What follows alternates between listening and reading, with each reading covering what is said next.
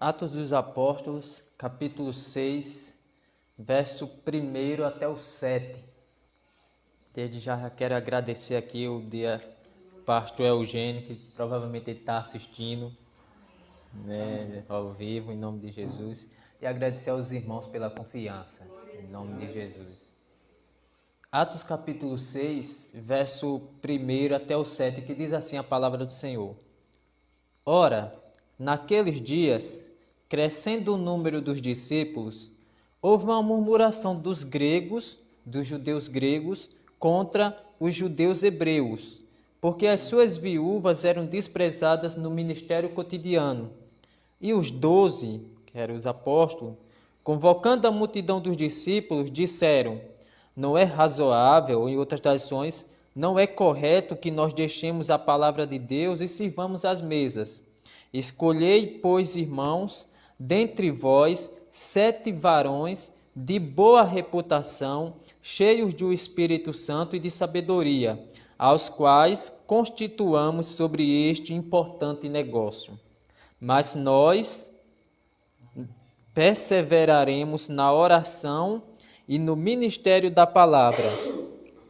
E este parecer contentou a toda a multidão, e elegeram Estevão, homem cheio de fé e do Espírito Santo, e Filipe, e Procoro, e Nicanor, e Timão, e Parmenas, e Nicolau, prosélito de Antioquia, provavelmente nascido de lá.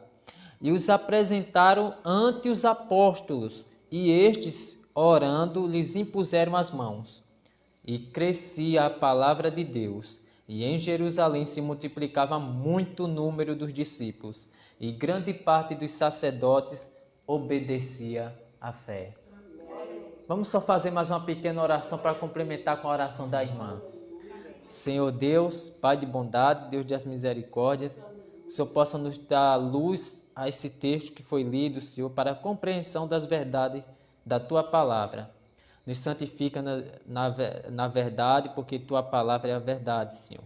Nos dai graça e sabedoria para que possamos entender elas, para que possamos colocar em prática. Que o Senhor possa se fazer presente, que eu sei que o Senhor já está aqui, Senhor. Abençoando cada irmão que está aqui, abrindo-lhes o entendimento, o nosso entendimento para a compreensão, Senhor. Nos santifica na verdade. Nos abençoa e opera milagrosamente e poderosamente no meio da Tua igreja. É o que eu te peço em nome de Jesus. Amém. Amém. Os irmãos podem sentar em nome de Jesus. Irmãos, como já foi dito aqui, hoje é o dia do diácono. Eu quero falar algo aqui sobre a instituição dos diáconos, a constituição, a eleição dos diáconos. Quando os diáconos começaram a ter início, é isso que esse texto vai falar. Eles começaram a ter início aqui logo no capítulo 6, quando há uma murmuração entre os irmãos da igreja. John Stott, lendo esse texto, ele fez um comentário e disse que Atos 6 revela um último estratagema satânico. Ele disse que Satanás está atacando essa igreja. Atos capítulo 6 é o último ataque do diabo contra a igreja. Por quê? Porque ele definiu 3 ataques contra a igreja. A primeira começa no capítulo 4, no verso 1 ao 22, que Satanás ataca a igreja com a perseguição externa. Você vai ver que os apóstolos são perseguidos. Atos capítulo 4, verso 1 ao 22, são ameaçados para não falarem o nome de Jesus. O que acontece? Eles não dando a mínima para isso, quando eles saem do templo, saem dignos de sofrerem por Jesus, e então começa a anunciar a palavra de Deus, porque melhor é obedecer a Deus do que aos homens, nesse sentido. E no capítulo 5, Satanás faz o seu segundo ataque contra a igreja, lançando na igreja 2 ímpios, Ananias e Safira. Poderiam ser ímpios, sim. Atacando a igreja com a corrupção moral interna.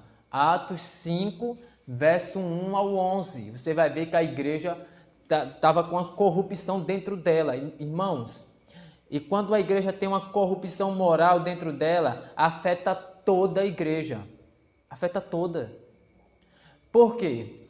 Se você olhar em Josué, capítulo 7, você vai ver que quem estava no meio do arraial com o anátema, que Deus havia proibido no capítulo 6, Acã. Quando as muralhas de Jericó vêm ao chão, Acã vê ao longe uma capa, prata e vê ouro ali.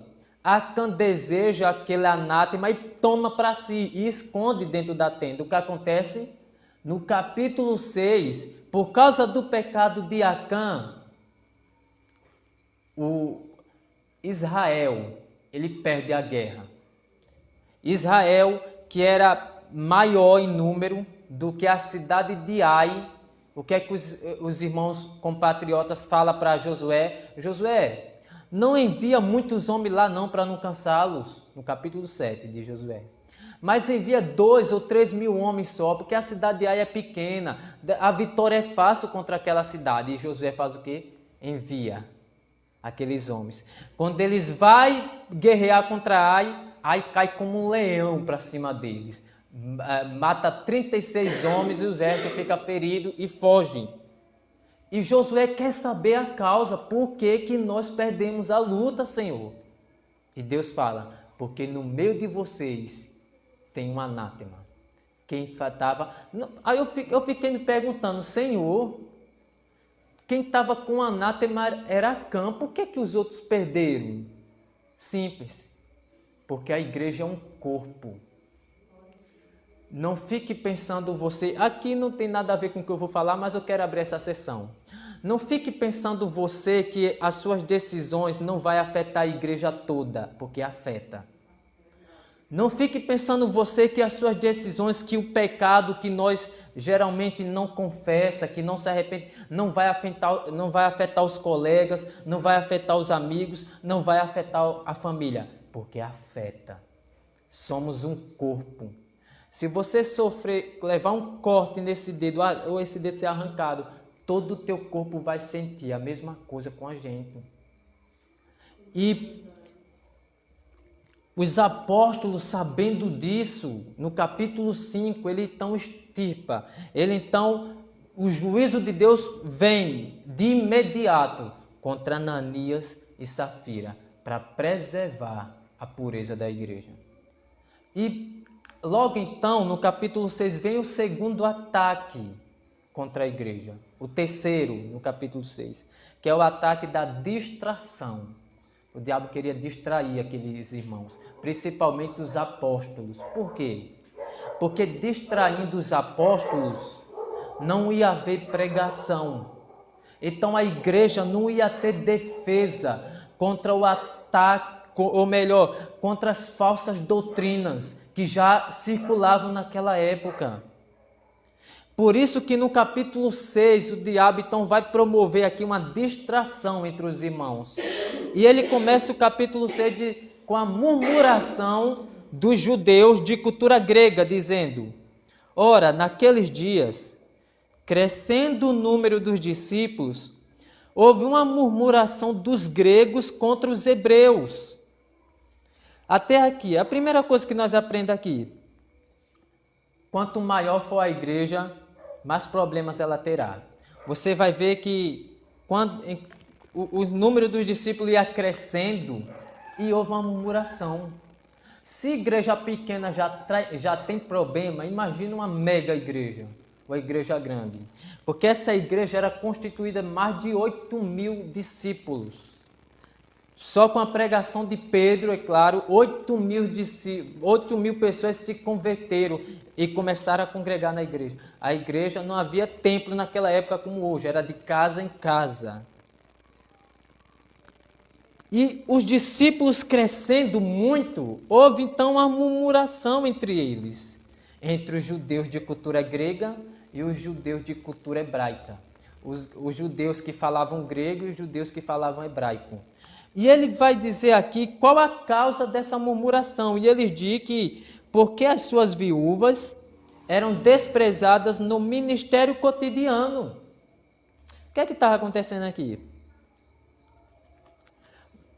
quando iam distribuir os alimentos, provavelmente as viúvas de cultura grega eram esquecidas, não recebiam o sustento básico da igreja. Somente as viúvas de cultura hebraica, que falavam hebraico. E por causa disso, esquecendo as viúvas da cultura grega, houve então uma murmuração, levantaram entre eles. Olha, é como se eu estivesse dizendo aos apóstolos, as nossas viúvas estão sendo desprezadas, as nossas viúvas não estão recebendo o sustento básico da igreja, não estão recebendo as ofertas generosas que os irmãos depositam aos pés dos apóstolos. Eram esquecidas. Por causa disso, quase que houve uma divisão nessa igreja, a igreja de Atos. Essa igreja aqui é a primeira mega igreja do livro de Atos, é a primeira mega igreja, com mais de 8.000 membros. E os 12, vendo ao longe, vendo a ameaça da divisão que poderia haver nas igrejas, eles tomam uma ação rápida para resolver ou solucionar rapidamente aqueles problemas, porque poderiam haver uma divisão entre eles. Então eles começam a trazer aqui a solução para essa distração que estava havendo. Então a atitude deles foram o que está no versículo 2, que diz assim: não é correto que nós deixemos a palavra de Deus e sirvamos às mesas. O que ele está querendo dizer com isso? Se os apóstolos, como eu já falei, se os apóstolos deixassem de orar e deixassem de ensinar a palavra de Deus para servir às mesas, a igreja não teria qualquer defesa contra a falsa doutrina. Eles ficariam sem aprender. A maturidade cristã vem do quê? Do ensinamento das Escrituras. Não havendo ensinamento, Provérbios 14, não havendo ensinamento, a igreja se corrompe. Para não haver isso, o que é que ele diz? Não é correto nós deixar a palavra de Deus para servir as mesas. Servir as mesas aqui dá uma ideia hoje de garçom, não é? Você está lá no restaurante e o garçom é que vai lá servir as mesas. Essa a ideia de servir, ou melhor, no grego servir é diáconos. E ele está dizendo, não podemos deixar a palavra de Deus para servir as mesas. O que é que nós vamos fazer aqui? Essa é a solução que eles encontraram, inspirado pelo Espírito Santo. Escolhei, pois, irmãos, verso 3, dentre vós 7 varões de boa reputação, cheios do Espírito Santo e de sabedoria, aos quais constituamos sobre este importante negócio. O que acontece aqui? Eles não podiam deixar a palavra de Deus para servir as mesas. Então eles têm uma ideia. Escolha no meio de vocês 7 homens. 7 homens ou 7 varões de boa reputação, e essas são as qualificações para ser um diácono. Boa reputação, cheio do Espírito Santo e ser cheio de sabedoria. E quando ele fala isso, aqui nós podemos já aprender uma coisa. Até para consagrar alguém, envolve toda a igreja. Não é só o pastor quem decide quem vai ser diácono e quem não vai ser. Toda a igreja precisa participar na consagração ou na eleição, tanto de diáconos quanto de presbíteros. É a igreja. Para você ter ideia, o que é que os apóstolos falam? Escolher, irmãos, dentre vós. Não foram os apóstolos quem escolheram os diáconos, foram a igreja que escolheram. Os 8.000. Diante de 8.000 tiveram que escolher 7.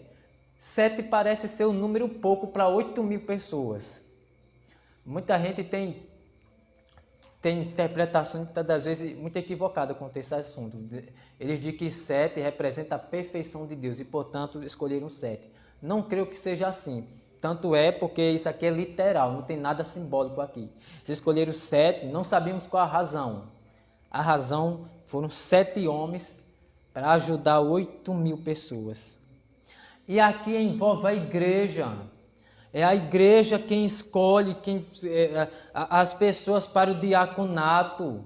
Não é só o pastor, é a igreja. E eles escolhem 7 irmãos. Agora, antes de avançar, eu quase ia passando isso aqui. Por que a congregação teve que participar da escolha? Por que ela teve que escolher?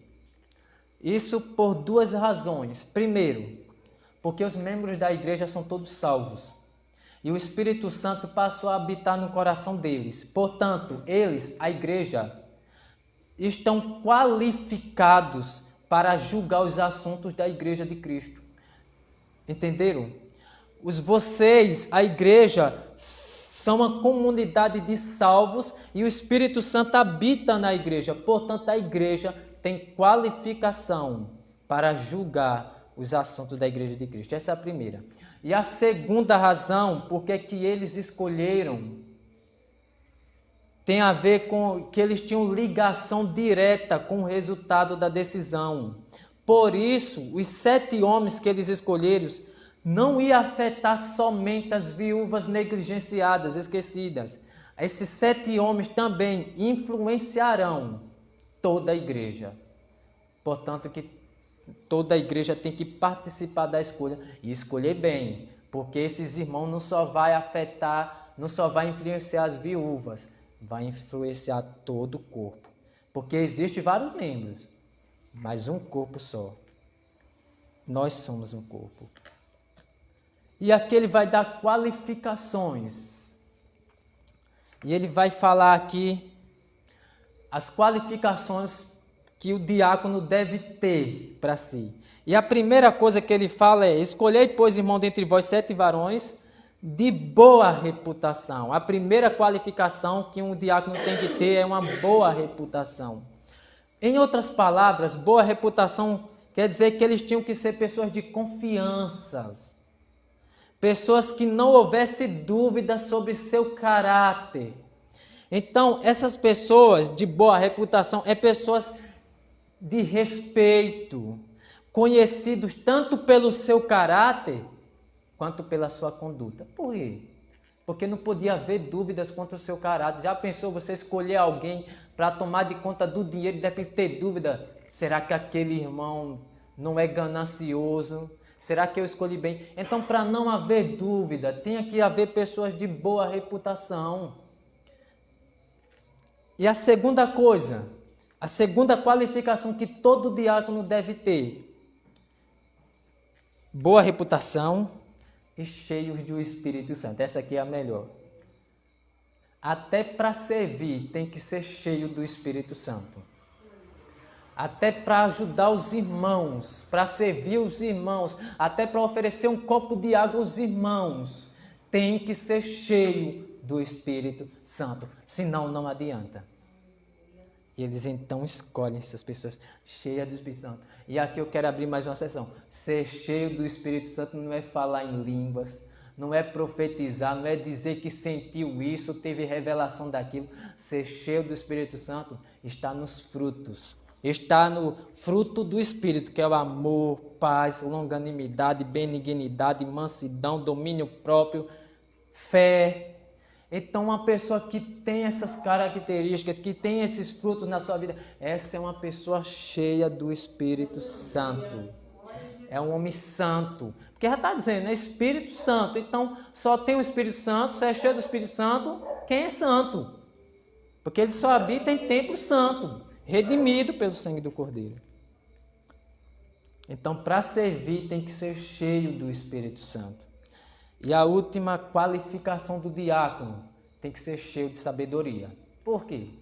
Porque eles iriam, até esse momento, antes de responder essa, até esse momento, o dinheiro, você vai ver isso em Atos capítulo 2. Todo o dinheiro que arrecadava era depositado aos pés dos apóstolos, até esse momento. Quando constituíram os diaconatos, o dinheiro não era mais depositado ao pé dos apóstolos, era depositado agora aos pés dos diáconos, era o diácono que agora tinham que cuidar do dinheiro. Portanto, eles deveriam ser cheios de sabedoria, porque eles têm que saber lidar com o dinheiro, tinha que distribuir a cada um de acordo com as suas necessidades. Portanto, existe sabedoria para cada um. Eu tenho que ter sabedoria. Será que aquele irmão está precisando de dinheiro ou de alimento? Aquela irmã está precisando disso ou daquilo. Então, para isso, exige sabedoria dos diáconos. Tem que ser cheio de sabedoria. E aqui, irmãos, há então a divisão do trabalho. E você vai ver isso no verso 4 ao verso 6. A divisão dos trabalhos na igreja. Os apóstolos, sob a inspiração do Espírito de Deus, criaram um ofício totalmente novo na igreja, com dois propósitos: servir as mesas e manter a unidade da igreja. Aqui eu já aprendo mais uma coisa. Os pastores que tentam realizar todas as tarefas da igreja acabam atrapalhando toda a igreja. Os pastores que querem fazer tudo. Tem pastor que é tesoureiro, limpa a igreja, cuida da igreja, corta a grama da igreja, faz tudo. Aí muitas das vezes não tem tempo para estudar a palavra, não tem tempo para orar. Isso vai atrapalhar o quê? A igreja. Então, o pastor que tenta fazer todas as tarefas da igreja sozinho, acaba atrapalhando toda a igreja. Os apóstolos reconheceram isso, e então eles dividem o trabalho. Vocês ficam com essa parte. Apesar, os diáconos tinham que ficar com a parte das necessidades físicas da igreja, enquanto os apóstolos ficaram com a parte das necessidades espirituais da igreja. Quais são as necessidades espirituais da igreja? Estudo da palavra, oração e jejum. Essa parte é para os apóstolos, que hoje são para os pastores presbíteros. Qual a parte das necessidades físicas da igreja? Com quem fica? Com os diáconos. Então eles viram essa diferença. Os diáconos ficam com a parte das necessidades físicas da igreja, enquanto os apóstolos com as necessidades espirituais da igreja. Não quero dizer com isso que diácono não pode, não venha com isso. Diácono pode pregar. Tanto é que Filipe era um diácono, mas ele não era chamado de diácono. Ele era chamado de evangelista, porque era um homem que pregava a palavra de Deus. E você vai ver isso no capítulo 8, quando ele estava pregando ao eunuco. O eunuco se batiza, se converte, e logo o Espírito de Deus translada ele e leva ele para Azoto. E lá ele começa a pregar a palavra de Deus. Diácono prega. O pastor, eu não ia falar isso, mas eu falo. O pastor Eugênio disse que esse final de semana não vai poder vir, e por isso tem um diácono para auxiliar o pastor. Para isso. Agora imagina só se não tivesse diácono, como é que ia ser? O pastor tinha que dar um jeito lá, Deus tinha que arrebatar ele, trazer ele para cá de uma vez, para ele poder pregar aqui. Diácono nada mais é do que um auxiliar de pastor. Porque o que o pastor não pode fazer, o diácono faz. E é essa, irmão. E cada um tem seu trabalho, sua tarefa na igreja. Cada um. Agora, no versículo 5, você vai ver que... Já estamos terminando, viu, irmãos? No versículo 5, você vai ver que Lucas se preocupa em colocar o nome de todos eles. Você vai ver que no versículo 5, Lucas escreve dizendo: e elegeram ou constituíram Estevão, homem cheio de fé e do Espírito Santo. Dá mais ênfase a Estevão aqui, porque nos próximos versículos o enredo é com ele. Então, Estevão, um homem cheio de fé do Espírito Santo. Aí vai falar de Filipe, que eu já falei, começa no capítulo 8. Procórum, Nicanor, Timão, Parmenas e Nicolau, prosélito natural de Alexandria, de Antioquia. Por que Lucas se preocupa em colocar todos esses nomes aqui? Provavelmente por uma razão só. Para não haver dúvidas, porque poderiam haver uma dúvida na época, como há hoje, desses judeus hebreus, de estar, deixa eu ver aqui se eu notei, irmãos, de estar com preconceito contra as viúvas gregas. Então, para não haver essa dúvida, Lucas coloca o nome aqui, e todos esses nomes são gregos, são judeus de língua grega. Lucas coloca esse nome aqui para não restar dúvida de que os judeus de cultura hebraica na igreja valorizavam tanta unidade que se curvaram para cuidar de suas irmãs gregas. Portanto, até o ponto de confiar em suas viúvas a esses irmãos da cultura grega desconhecida. Havia os da cultura grega e os da hebraica. Todos esses nomes aqui não escolheram um diácono da cultura grega, da cultura hebraica. Todos esses diáconos são todos da cultura grega, para não restar dúvida aqui numa coisa. Os hebreus não estavam com preconceito contra os gregos, porque eles valorizavam tanto a unidade da igreja quanto os gregos. Portanto, os hebreus escolheram os gregos para esse ofício, para não restar dúvida. Diante desse problema solucionado, apresentaram os apóstolos impuseram a posição de mão sobre eles e oraram por eles, e eles foram separados para esse ofício importante.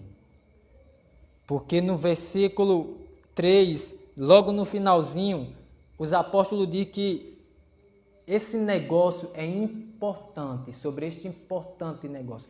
Não é serviço de diácono, meus irmãos. Tem que escolher os melhores para as menores questões.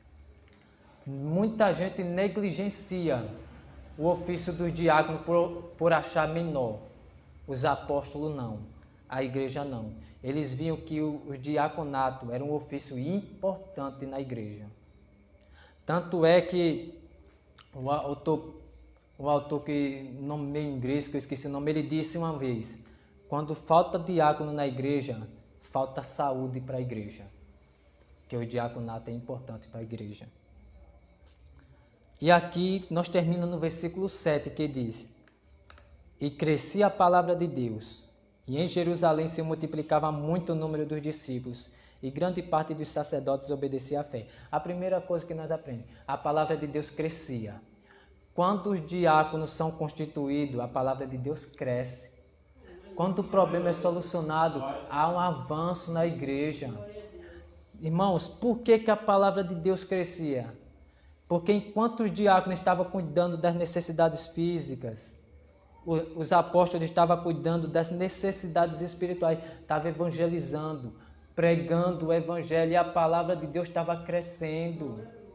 Porque constituiu diácono na igreja. Imagina só se não tivesse diácono nessa igreja. Os apóstolos tinham que servir as mesas, não ia ter tempo de pregar. A palavra de Deus não ia crescer. Portanto, quando esse ofício foi levantado, constituído, a palavra de Deus cresceu e começou a se multiplicar muito. Como é que a palavra de Deus cresce? E a palavra de Deus cresce quando se multiplica o número dos discípulos. Quando você prega o evangelho e as pessoas começam a se converter, é a palavra de Deus crescendo. É a palavra de Deus crescendo, tanto no bairro como na periferia, na cidade. A palavra de Deus cresce, irmãos. Quando pessoas ouvem o evangelho e se convertem a Jesus, então ela cresce. E grande parte dos sacerdotes obedecia à fé. Eles obedeciam à fé, os sacerdotes aqui, mas de forma secreta, porque poderiam ser expulsos do templo. Então, é igual os cristãos secretos de hoje, tanto da China como desses países proibidos. São cristãos, mas não professam a fé publicamente, igual esses sacerdotes. obedeciam à fé, eram cristãos, mas não faziam isso de forma pública, para não serem expulsos. E aqui, irmãos, eu termino falando para vocês que o diácono, esse ofício, o ofício de diácono é um ofício importante para a igreja. Não negligenciemos esse ofício. Pelo contrário, que oremos por eles, para que Deus possa levantar mais obreiros, mais diáconos para a sua seara. E desde já eu quero agradecer a oportunidade, em nome de Jesus.